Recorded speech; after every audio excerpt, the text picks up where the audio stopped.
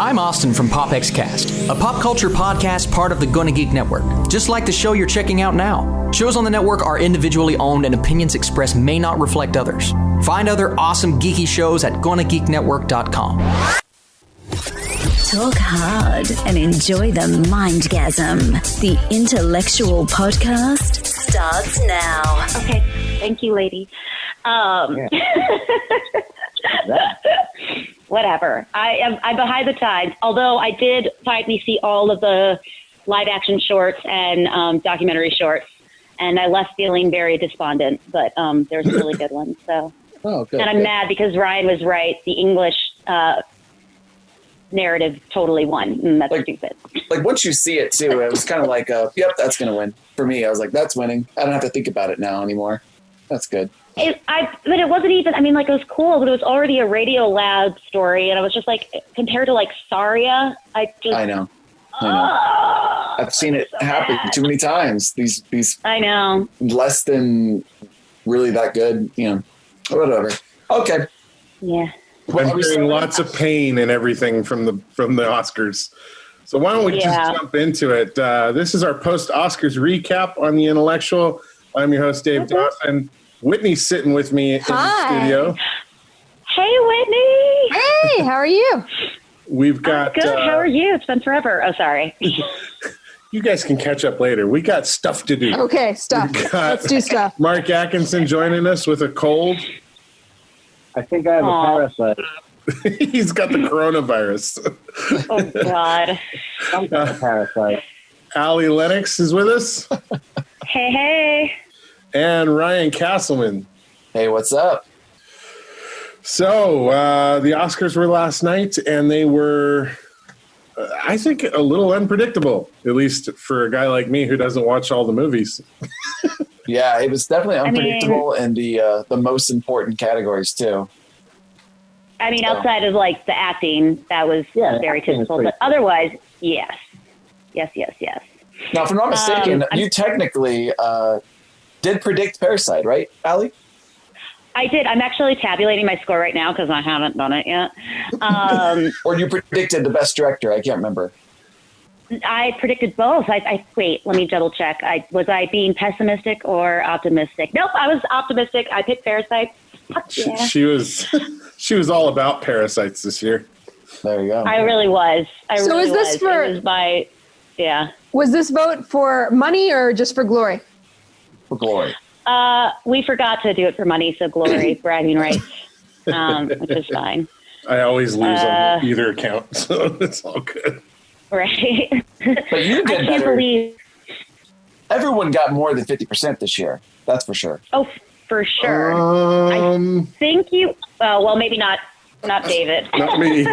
I think David did pretty I got 1, 2, 3, 4, 5. You needed 12 at least. 24 categories. 1, 2, Costume design. Okay. 7, 8, 9. Annotate. And then 10 over 10. I got 10. Oh, so close. Ooh, wow. 10? Oh my God. Well, see, this is what happens when you don't see any of the movies. Of course, that said, I was screwed on sound editing because, of course, I was going to vote Star Wars no matter what, because that's what I do. Of course you were. But I did say when we were talking that I thought Ford versus Ferrari would potentially take it. So I knew what it would be, but I voted with my heart. Yeah, I'm impressed. I was going to say film editing. I was going to say David Dawson could predict Oscars like Allie can connect to a podcast, but I didn't. Okay, all right. I'll fair. Cruel, but fair. So Allie, you usually drive these Oscar episodes. Why don't you start us down the road? Let's go through the night. Sure. Yeah. Well, why don't we start off with the no host review? Honestly, yeah, I would love to know what you guys thought because you watched it live, whereas I watched it Memorex. along with your guys' lovely feed, keeping me updated on my drive home. So, what do you guys think of the no host year 2? Well, I liked Steve Martin and Chris Rock coming out at the beginning and kind of doing the first set of introductions and saying, "Hey, we both hosted this before. This seems like a bit of a demotion." Right. I thought it was funny because Chris Rock was hilarious, and I love Steve Martin, but it was like kind of awkwardly funny. Him, like, there's just some of those lines he was trying to deliver were just not as potent. Well, I think both of them need a straight man, and neither of them are straight men, right? Like, that's very true. So you put two leading comedy forces together, and there's nobody to play the straight man on them. Right. Don't get me wrong, I thought it was great, but yeah, like the straight man with James Franco and Anne Hathaway, for example. Oh God! Just kidding. No, he was asleep. You mean like the Kooky and the Dead Man, right? Kooky and the Dead Man. That sounds like a great band name. Like the high out of his mind man. The Dead Man. He's just bored. He's just bored. No, he's probably not. So. Yes. No, yeah. Well, that's what happens when you put no effort into it. Right.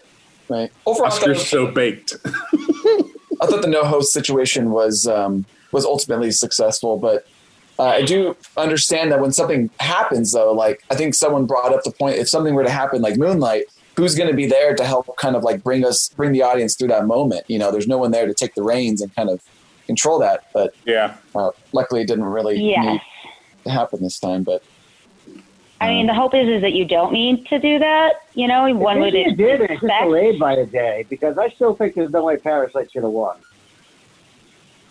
Okay, jumping right into it. Wow. Wait. You think Parasite shouldn't have? Oh, that's right. You didn't like Parasite, so screw you. No, I did, but I just don't think it was. I don't know. I just don't think it should have won. But I like it.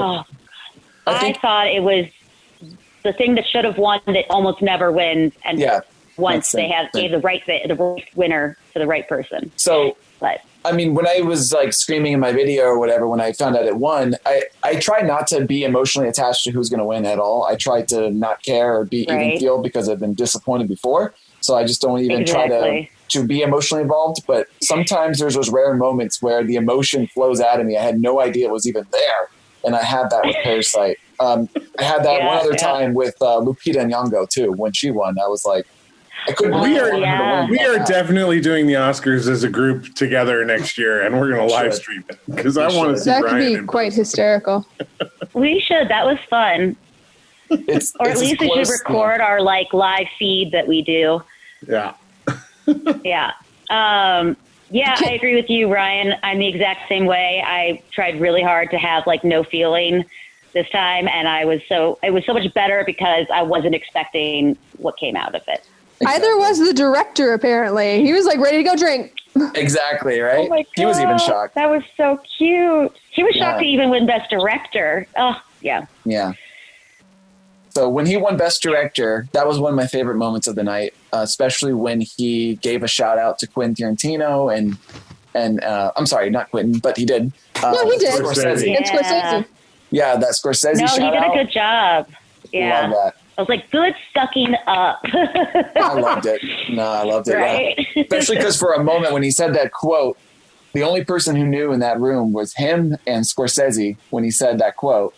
And for a moment, they were the only two people in that room who had that kind of mutual knowing of that quote. And then the entire audience got to hear it. Got there. Yeah, it was amazing. I love that. Yeah, no, that was great. What were your favorite moments of the night? Everyone. What was your highlight of the Oscars for everyone? I can tell you what my least favorite moment of the night was. Well, let's do that. I'm going to say Eminem. What the fuck? Why was Eminem on the goddamn Oscars last night?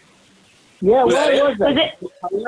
Yeah, oh yeah, for sure. Was it that weird attempt to make the Oscars hip? Because come on. I know, but they're 15 years off. Yeah, right.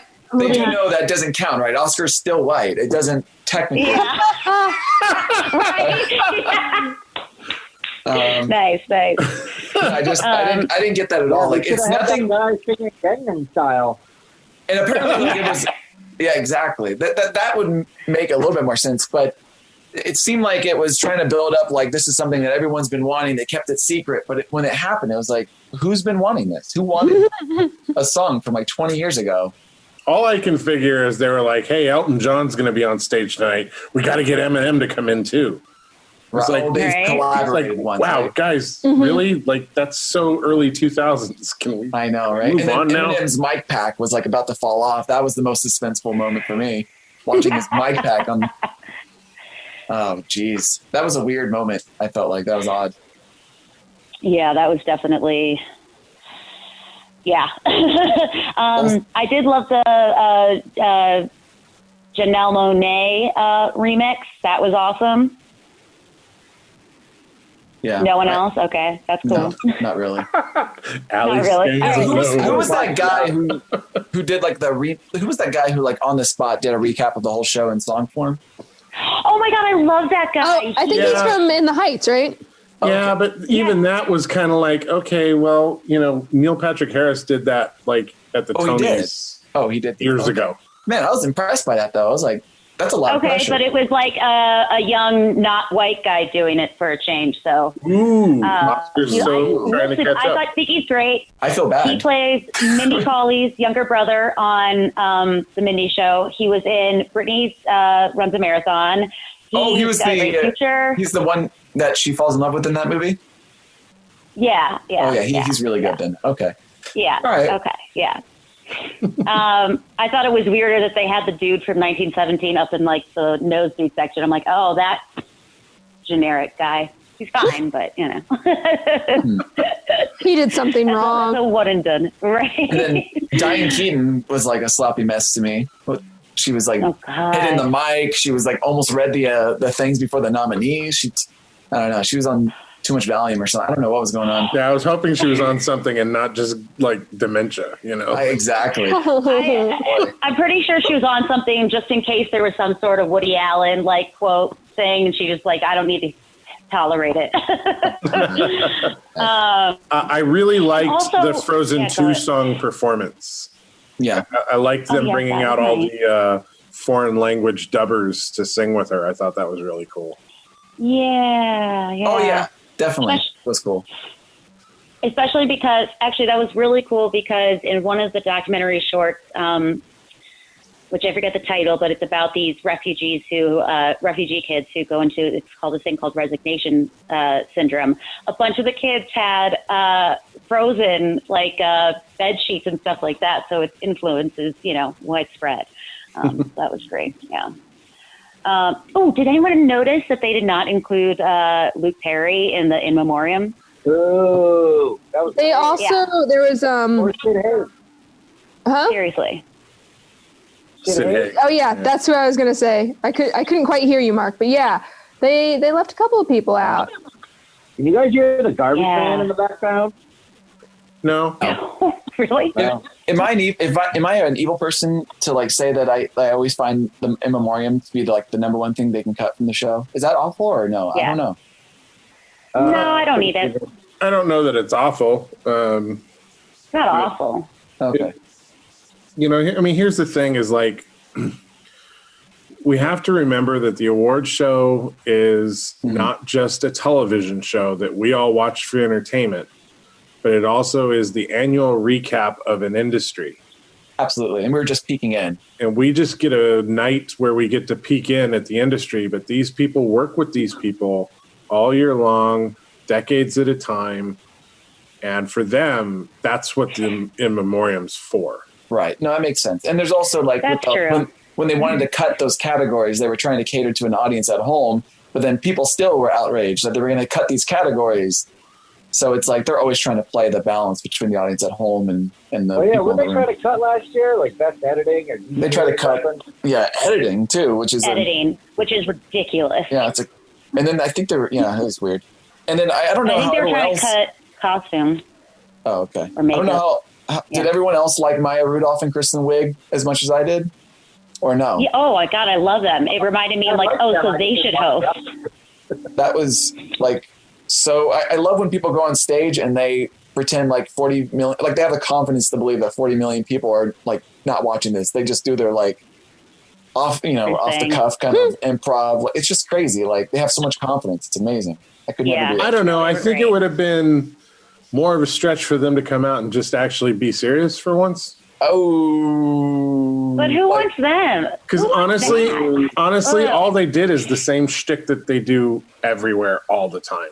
So I was kind of like, actually, I don't think that's true. I think that's the first time they did the look. We can act, not just some other where they usually scoff on other people, but whatever. I'm partial. I love my every It was dog. still them just doing their shtick, Yeah, you know? okay. And it's fine.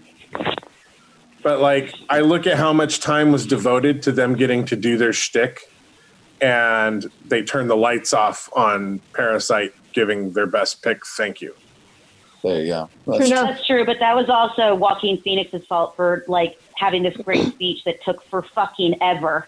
Yeah, but again, He could have cut that in half. it's an award show, and I think the speeches are what should take priority, not a couple of actresses agree. getting a shtick for 2 minutes. I did take But my. I think this, yeah. No other presenters took as long as they did. I did take a bathroom break during the Renee Zellweger speech, and It got awkward. she was still talking. She all tweaked out? Yeah. Was she tweaked I out? actually think it's the main actors that take away from the final. Like they took way more time than Maya and Kristen Wiig took in their intro. Like, But again, I think it's okay for the speeches to go long. I think people presenting need to get through presenting and just be done with it. Yeah. And get out of the way for the people who are supposed to be being recognized for the night. That's my opinion. But perhaps both of them should have written down their speech. Maybe that would have helped. They seemed, both Joaquin and Renee seemed a little rambling. But Lord Dern gave a speech. A good editor. Well, so apparently, I heard this on NPR the other day. People are now hiring ghostwriters to write their speeches. I believe Brad Pitt hired one. So That's perfect. I heard that's true. I think that's hilarious. Apparently, it's needed. Ridiculous, you know. But let's face it, like Joaquin and Renee are kind of hot messes, right? That's true. Yeah. Any surprise other than like best picture winner? Were any surprise wins for you guys, or any like disappointing wins? Yeah, best picture, best. Everything went to plan, so to speak. The only big shocker of the night was that Parasite was able to overcome the first foreign language film. I kind of expected they were going to get that as consolation prize and then nothing else. Right. Yeah. I will say I was pleasantly surprised that Little Women won Best Costume. I thought that was great. Yeah, Irishman got shut out. I would have given it to Joker. Yeah, as well. You know what? I think we predicted that. Yeah. Irishman got shut out. Joker won score, which is completely deserving. Yeah. Do you guys think the shutout has anything to do with the fact that it was on a streaming platform? Because I feel like Netflix has kind of gotten shut out of Oscar stuff often. Totally. Well, Roma was a Netflix movie. That's what she's saying. That's why it didn't win last year, possibly, is that it was on Netflix. It had a theatrical release. Would it have made a difference? I think it would have made a difference. But ultimately, I do think that I think people respect Roma, but I don't think there was that gushing passion for it. You know that. Yeah. Do you think some of it may also be a response to the fact that Scorsese spent a big chunk of the year shitting on other filmmakers? No, but maybe. But I don't know. I did. By the way, speaking of Scorsese, did you see him during the Eminem song? That was hilarious. Oh, he's sleeping? He was sleeping during it. It was like him watching a Marvel. He's really years old. fun to cut to. He was very giggly and into it. That was fun. I like that. I'm like, oh, he's being a good sport. But going back to David's point, that might be something to that. If you're gonna want to win an Oscar, maybe don't trash some of the branches, other people's work. You know, right? Yeah. But Joaquin Phoenix to say a whole genre of filmmaking is not cinema is pretty insulting. Right. You know. Well, yeah, absolutely. And very uppity. Mm-hmm. That being said, what's his name? Bong Joon-ho did say something similar to that, but maybe it just didn't get as much. Oh, he did? Press. Yeah. What did he say? He said basically the same thing. He agreed with Scorsese. But that being said, it didn't get as much press. Yeah. Mark, you've been pretty quiet. What's going on in your noggin? Mark is sick. Who, me? Oh, right. My noggin? Yeah, you. I don't know. Hopefully not the coronavirus. No, I mean, I'm a little sick. I'm under the weather, but I didn't watch the Oscars last night, so this is like hard for me to participate in this conversation. You were working. Yeah, you were in the party circuit, right? Yeah, but I wasn't at the party. I was working at the party. Ah, so that's cool. Yeah, it was all right. Okay. It's so like no fun sightings. But like all right, fun all right. adjacent. No, I mean, yeah, but it's different when you got to be, you're not having fun and drinking and laughing. You're just kind of there like, okay, sir, license and ID, and, Well, and you're the disciplinarian as well, It's not like you're bartending and No, I wasn't. That'd be cool. Yeah. You're the disciplinarian. Here's a little inside. Mark, the disciplinarian.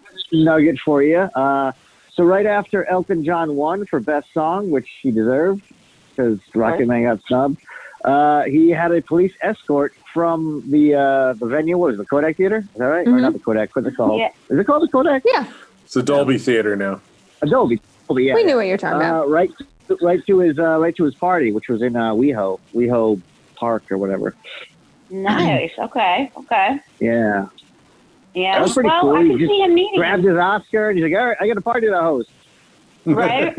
Hey, it's a pretty stellar party from what I hear. He put some money into it. Oh, yeah. I don't even know how many millions and millions. It's probably cost about as much as a movie.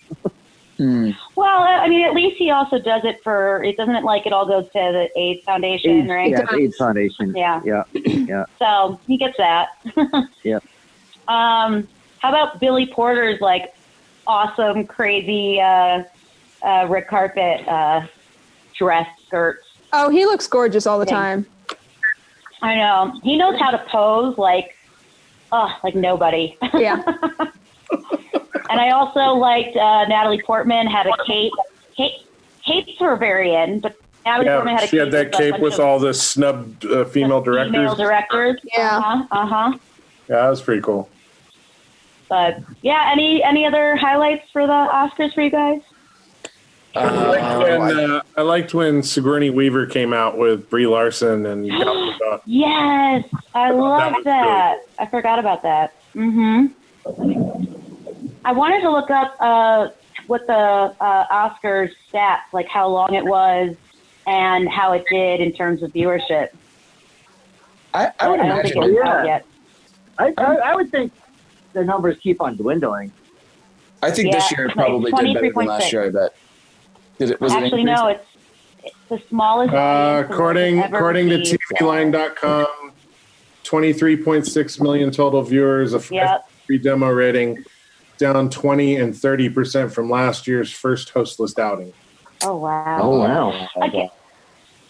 You tell me. Would it make a difference? Okay, you think it needs a host? I think if it was on streaming, if it was being streamed, that it would do so much better. Also, I'm not a big fan of these long montages of clips I can just watch on YouTube. Really, I don't about all that. I don't know why. I just don't really need to see clips of movies I've seen 900 times. Well, and also especially when they give more to a certain actor versus another one, I don't know her name, but the chick from Harriet, her bit was the tiniest thing ever, which was really annoying.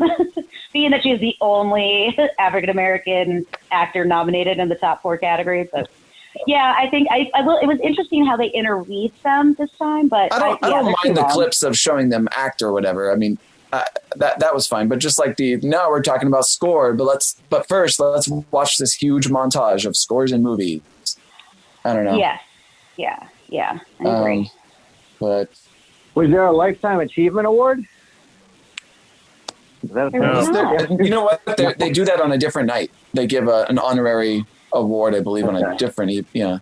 Do they do that along with the technical awards? Because they do that. With some of the techs. I think they do they gave it to Jackie Chan. I think did David Fincher get one? David Lynch. Oh, David Lynch got one. Yeah. Ooh, David Lynch. Cool. Oh, that's okay. All right. But other than that, it looks like Brad Pitt got his first Oscar. That's good, or his first acting Oscar. No, I thought he got one. I thought he got one for 12 Monkeys. No. No, he got a nomination. He didn't. It's his first acting, but I believe he's won as producer a couple of times. Yeah, he won for producer for 12 Years a Slave. Right. Yeah. He's got a couple of good films coming up. What a great performance that was. Yeah, absolutely. He's a good actor. A lot of people. Yep. I'm excited because he's about to executive produce one of my favorite books, The Curious Incident of the Dog in the Nighttime. You should all read it. And then, some other book. I forget. But actually, did you know that Parasite is being made into a HBO TV series now? I'm very unenthused about it for some reason. I'm a little like, that's weird. Yeah. I don't know. We'll see. A little weird. I don't know. I'm still annoyed that the Watchmen's not getting picked up for a season 2. It's not? I'm so upset about that. I heard it was. No, because really? The director doesn't want to do it. What's his name from Lost? The guy, the showrunner. Lindelof? No. Lindelof. Yeah, Lindelof said he didn't want to come back and do it again. Yeah. And he said that from the start, though. He said that from the very start, that it was going to be a 1-season run. He didn't want to do it multiple seasons. I know, listen, if there's not going to be a good follow-up story, then you know what? Maybe that's the right thing to do. But they left so much stuff open. Like, that's so annoying. I know. Man, Regina King, badass. She's good. I like her. So, Mark, who did you want to win out of anybody? If you wanted to win Best Picture, who would have been your choice over Parasite? Well, I'll be honest with you. I think I was a little sloppy with my predictions this year. I was kind of, like Dave said, I was kind of going with my heart. What I think should win versus all like the analyzing all the turmoil outside actual content. Sure, you usually do the opposite. Yeah, I know. Well, I think 1917 was a great movie, but I also think it's kind of more of a gimmick. I honestly don't think that it should have won Best Picture. I definitely don't think Parasite should have won. I don't know. I just know that Hollywood loves Hollywood, but I don't know. I think I said in the thread. I think there's like a little animosity towards Quentin Tarantino too. Yeah, I agree. So you would have wanted Once Upon a Time in Hollywood then? Yeah. I mean, when he gave the shout out to Martin Scorsese, the whole room just stood up, and then when he gave a nod to Quentin Tarantino, it was just kind of like a soft clap. Yeah, it was a golf clap. Yeah, it was like a golf clap. That kind of felt. I mean, when you saw, I think him win for Parasite, the whole room kind of exploded, and you can feel the energy in the room that he might make it. I didn't think it was going to lead to a director, but I felt the passion for Parasite then. So yeah, totally. It's just wild. I honestly didn't think, because I'm always expecting it. And Parasite is the first time I think in a long time that my favorite film of the bunch won. I know. Which is wild. Crazy. Been a while. I got a question. How come you guys like that so much? I saw it like post hype, so there's that whole thing. But I still haven't. When did you guys see it? I haven't seen it yet either. Okay, well, without spoiling anything, one, it's an incredibly clever movie. It's pretty much everything is in one movie. So you have this like screwball comedy in the beginning. It plays like a pretty good screwball comedy. And then it goes into this section where something unexpected happens that I won't spoil it for David and Whitney. And it opens up a whole new kind of part of the film that you just didn't see it coming. So, usually when you watch so many movies, you can beat out exactly how the movie is going to happen, right? You always know, you can pretty much predict it. I mean, we've seen so many movies. This was the one movie, I think, out of the entire year that I truly did not know what was going to happen. It was truly spontaneous and truly unexpected when shit happened. And it had something to say. And that's the number one thing. That's the reason why it's winning this year is it actually has something to truly say about, class structure and, the 1% versus the 99 cent. It's so relevant towards what's going on right now. Universal. And it doesn't do it in a way that's like this slow moving drama like we usually get to digest these types of, points of, these types of commentary on society. We get to watch it in a way that's compelling, entertaining, exciting. And it's basically like a movie we would want to see Quentin make these days. But now it's being made. Yeah. Yeah, I mean, that's in my opinion. Yeah. I like Quentin. I think, David, you're not as enthused about Quentin nowadays. But I think this is the type of material we would love to see him make these days. I think Quentin has bought into Quentin's own hype, and personally, I think he's in a bit of a creative rut. I think you might be right. He should take some time off, give it like 5-10 years, and then come back. Apparently, he's got one more left in him. Apparently, yeah, and I don't like that. That's a dopey, pretentious thing to say. Well, I mean, that's the thing, though. He's like super freaking pretentious. Like, yeah. You know, directors only have 10 good movies into them. I'm like, all right, dude, well, looks like you got to make like 11 or 12 because some of your movies sucked. Yeah. Oh, dang. Harsh. Yeah. That's brutal. I like it when Mark gets real. Yeah. But it's like Scorsese. I mean, he's made more than 10, and he's still I was going to say. Yeah, he still brings out the goods. Well, I mean, he keeps making the same movies. Yeah, they're very similar too. So, but Wolf of Wall Street. I mean, dude, what's awesome. And what about Spielberg? 70-year-old directors doing that? Spielberg hasn't had a good one in a while. And actually, if Scorsese ever decides to make that Devil in the White City, for crying out loud, that would be a great film. That's different. This is how good Scorsese is a director. He made Hugo one year, and then the next year he made Wolf of Wall Street. Like, how opposite of the spectrum is that? Yeah. I got one for you. Spielberg made Jurassic Park and Schindler's List in the same list. Yeah. Crazy. Wait, say that again, Mark. What did you say, Mark?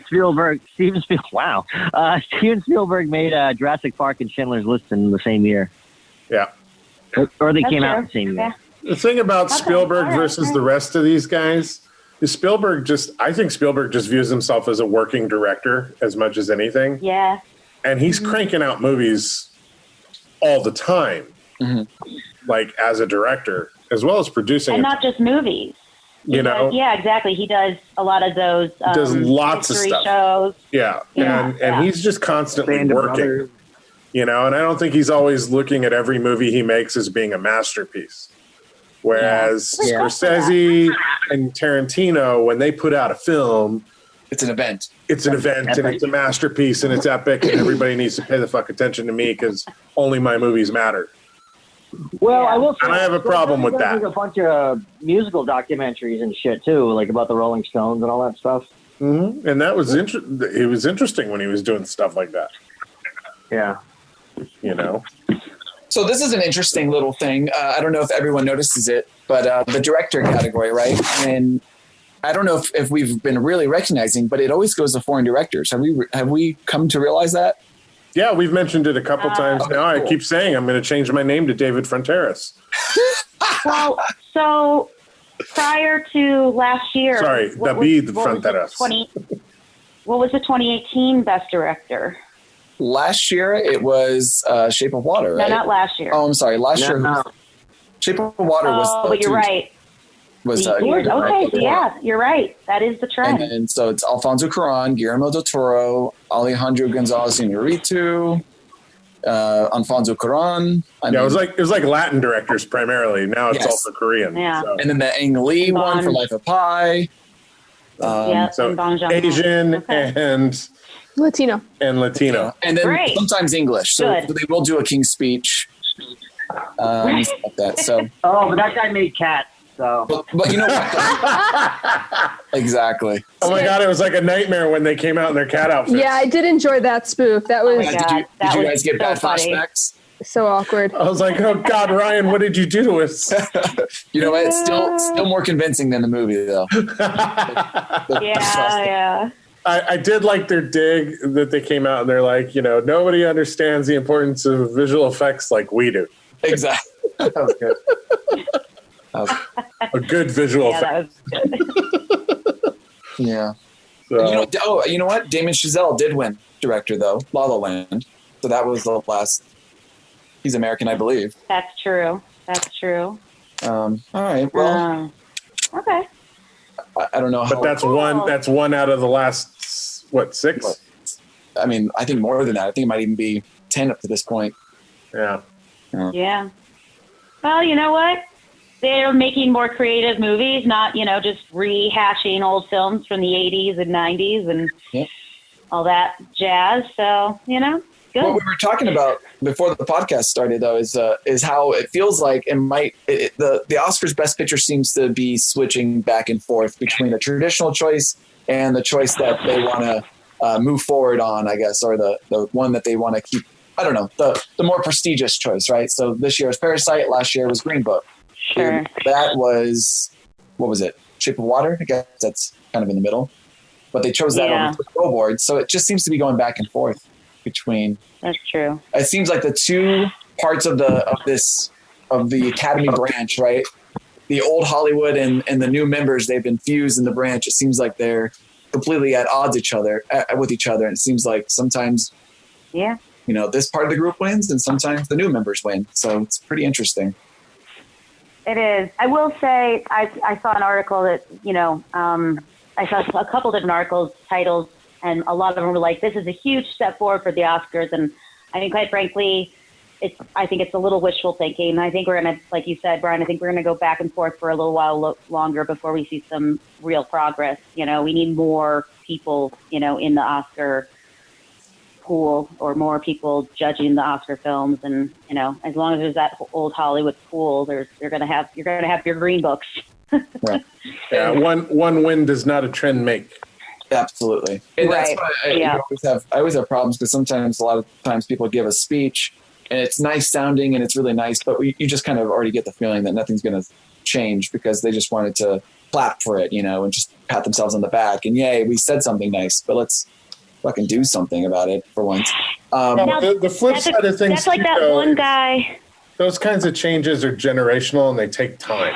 Yeah. So Joaquin Phoenix, you don't just change the quality of the Academy overnight because somebody says it should exactly, or because one win. It still takes time for the school of people who are currently there to cycle out and the next generation of people to start coming in. But you got to say the statements so that the next generation has that in their mind as they start coming into those positions of power. You know what I liked? There was one guy, and I forget who it was. My problem with these long-winded speeches, these statements, is there's no call to action. And there was one guy who he had a call to action about, like, here's the website to go, or here's where you can go register to vote. And I appreciate that because I have a hard time with these speeches where it's like preaching what we should do and then doesn't give you like, well, this is how you can do it. Yeah. Oh, well, that seems to be what a lot of people had issue with Joaquin Phoenix's speech yesterday. Like, I think it was very split this morning on whether people like the speech or don't like it. I like parts of it. I think he went off the rails when he got too detailed with the cow milk. Yeah, that was. Oh my God, that was a little visual. It's like I loved what he said about his brother, though. That was great. Yes. Yeah. So. I liked his soapbox, but if you get too specific, it's like, well, you're gonna miss a few people there. So. Right. Like, David, why did you enjoy it so much? Because I know I said that was one of my favorite moments of the night, and you said you liked the speech as well, or no? I can't remember actually. I generally don't like Joaquin Phoenix for a number of reasons. You were just impressed. And I met him and the rest of the family once upon a time, a long time ago. But he's a bit of a douchebag most of the time. And that seems to be a theme for me on this episode. I don't like douchebags in the industry. I just don't like them. I don't like people with bad attitudes. Preach. And what I did like about his speech was he won for a character that is a pretty ugly human being. And his whole speech really was focused on, hey, let's try to be not that. See, that's what I connected to. Like, I didn't really think which I appreciated the vegan part of the speech, but that's exactly what I connected to, what you just said. The whole overall theme of we can try to be better as a species if we put love and compassion first. Yeah. And then let everything else follow. And that part really connected with me. So I thought he was able to interweave. And also the idea that everyone's fighting for all these different issues, but it's all under the umbrella of, fighting injustice. And I thought that was really a really interesting thing he said. I personally liked it. I thought it was interesting, but And he did call out his douchery, which I appreciated as well. Yes, Sean Penn did that as well. Up with me. Well, and I was talking with Whitney. I think something happened to him during the press junket for Joker. And not like something physically happened to him, but I think some emotional switch got flipped during the run. Struggling with how to grapple. I don't think the wards are his thing. I think he probably finds awards to be probably pretty baseless. Not really, doesn't. Well, I don't even think it's that, because he generally just treated everything about being in Hollywood with shitty emotion anyway. Yes, but somebody asked him very early in the run for Joker, what he thought about portraying this character at this point in time, and is it insensitive, and and he was genuinely taken aback by the question, because he personally hadn't thought that through himself. And I watched over the course of the run of the year, I watched him change a lot. Interesting. All through the press junket. And really? What about last month at the Golden Globes? Belittled that guy. Go back and watch that too, because it's. Well, he even changes in the middle of that answer. He's like, he kind of apologizes or not apologizes, but he's like, I agree. It's just they're and again, like I said about the Academy, you don't change overnight, know. But there's definitely a change going on with him right now, and I think a lot of it just has to do with kind of like his eyes were kind of open to the fact that he portrayed this really horrible character during a time where maybe it wasn't the right thing from a sensitive place to be, And he hadn't even thought about it, and I think it really kind of caught him off guard. And you got to think about where his family, like what he came from. His family are like crazy hippies. His name's not Joaquin. He chose that to be an actor. His name's Rainbow, right? It was River, Rainbow, Tree, and his name's Rainbow. Wait, his name is Rainbow? I think his name's Rainbow. I can't remember, but they all had these crazy hippie natural names, right? Yeah. So that's his background, and I find it interesting that since that one time, he's been bringing up his brother more and more, River, which he usually didn't talk about River ever, which I always found strange. Like I didn't even know. Right. Yeah. But he's been bringing River up more and more and more, and I think something about this past year is kind of like got him more in touch with kind of where he came from, and River Phoenix got him into acting, right? So maybe he's being very reflective right now on and it's been really interesting to watch. What did you guys think about the part where he said, he kind of made the comments about offering people a path to redemption and not cancel, against the cancel culture? Was that directed at someone specific, or?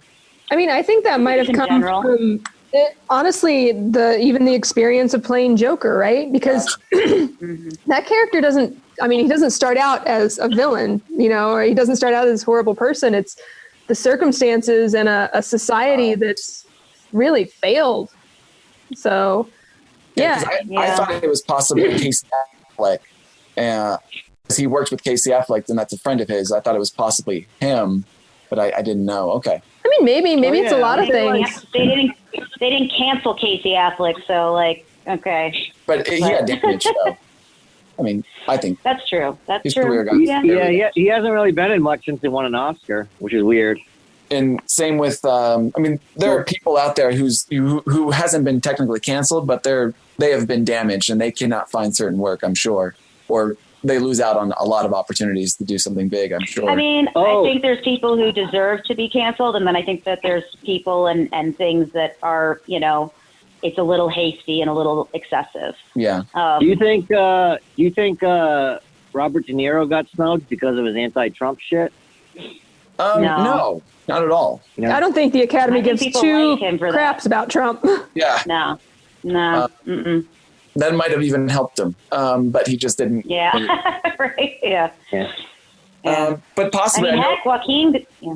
Go ahead. No, you go ahead. No, I had nothing very important to say. So. Well, That makes two of us. I was just going to say that basically, Robert De Niro probably gave too subdued of a performance. It wasn't very showy. And it just. Well, I also think Pesci, Joe Pesci, Pacino, De Niro, like they're all kind of, it's doing the same thing played out over and over and over again. Right. They play these mobsters for Scorsese all the time. Yeah. How big an acting stretch is it? It was way more fun to have De Niro playing, the guy in Meet the Parents. I like seeing him not doing that, the normal. So that's a good point. Yeah. Or even, what was the one that Al Pacino did where he's the detective and Robin Williams was in? I thought that was a really good one where he stretched. Insomnia. He was great. Yeah. Oh, he was yeah. great in that. Yeah, so I mean, we talk about the creative ruts, like Scorsese's been making the same type of movie with those same group of actors since the 70s. But he's only done it three times in 26 films or something. I don't know. It's not that much, right? Yeah. Right. Well, there's like The Departed and stuff. I love The Departed, so don't get me wrong there. Departed's totally different. Well, and those guys also do those same roles for other directors who loved what they did for Scorsese and hired them to do it in their film. It's just I guess ultimately it's what people want from Scorsese, it seems like. But at the end of the day, I do feel like Scorsese makes his Hugo. He makes a Wolf of Wall Street. He makes what do you make? Silence, which was completely. He made Kundun. And that one was. I love The Aviator, and I love Scorsese as a filmmaker. I just Okay. I got a problem with somebody of his stature taking a shit on an entire genre of filmmakers. Oh, that's right. Yeah. I agree. And I don't see how that couldn't affect the Academy's voting either. Right. Sure. But that's a great example of, like, we don't cancel Scorsese over that, like, shitty comment, Now, versus someone who's been accused of great, maybe he should take a couple of years off. Just saying. Oh, wow. I don't think he's got a couple of years. Not Scorsese. I'm referencing back Affleck, but anyway. I think part of that speech was talking about the cancel culture in terms of, like, I think we would be able to get more done if we have open and honest conversation instead of just canceling and moving on. Yeah, and I think those comments were really about more than the industry. Yeah, I think so too. Yeah. Because actually, Whitney, if there is an industry that's really forgiving, it's the film industry. Absolutely. Yeah. That's true. Yeah. It just feels like when we just kind of judge and cancel and we don't really like, and also when you fear people into saying, I think everyone's probably afraid they might say something on accident one day that's going to get them in a lot of trouble. So, we're not offering a road to redemption, which is that's what we're missing out of it for sure. Yeah. All right. Well, how long is we this never asked though. Real quick though, Whitney, did you have a favorite movie of the year of what you saw? I actually didn't see that many of the Oscar films. Whitney's been too busy auditioning for films to watch them. Good. I have to do it, right? I did see Joker. I enjoyed that one a lot. Parasite's on the list. My husband last night after it won, he's like, "Should we watch it?" I'm like, "Right now? It's like 10 o'clock at night." It's like, "Yeah, right now. I want to watch it right now." I'm like, "Let's table that." He's very excited. We watched the Oscars and he got excited. Yes. Good. So the parasite is contagious, you see. Yeah, there you go. Yeah. Hence the name. I think Parasite has what I needed from Joker in terms of that social commentary that was so smart. I just didn't feel like I got that in Joker. Like, I like Joker for its boldness and its ambition, and then a lot of the crafts were amazing. I think it looked beautiful. The score was great, but I did miss a lot of that commentary that I felt like didn't really come through. That Parasite was able to really drill that message home. Yeah. Well, I think the Joker storyline is always incomplete without Batman to balance out what that story is supposed to be telling you. So you also got to take into consideration that what's his name? Todd Phillips was mostly a comedic director. Right. And then he kind of flip-flops. He did Old School and the Hangover movies and all that. But then I would always say Joker's really good for Todd Phillips. You know what I mean? Right. Joker's a really good imitation of, like how Green Book. Green Book's an amazing movie for the guys who made Dumb and Dumber. You know what I mean? That's good. I like it. But if it came from, freaking Quentin Tarantino, you'd be like, what is this movie? Yeah, what is this Sappy Pap? All right. Well, I think that's a great note to. Yeah, I think that's a great note to wrap this up on. Well, guys, thank you so much. I'm so glad everyone could do it. Yeah. Yeah. Next year we'll go all out. We'll get together and we'll stream and do the whole bit. Yeah. Let's have David take over. We'll all have seen the movies. I will do my best. There you go. And then Allie, I always have a lot of fun with these. Details. We'll make sure that you can get there on time and that. Okay.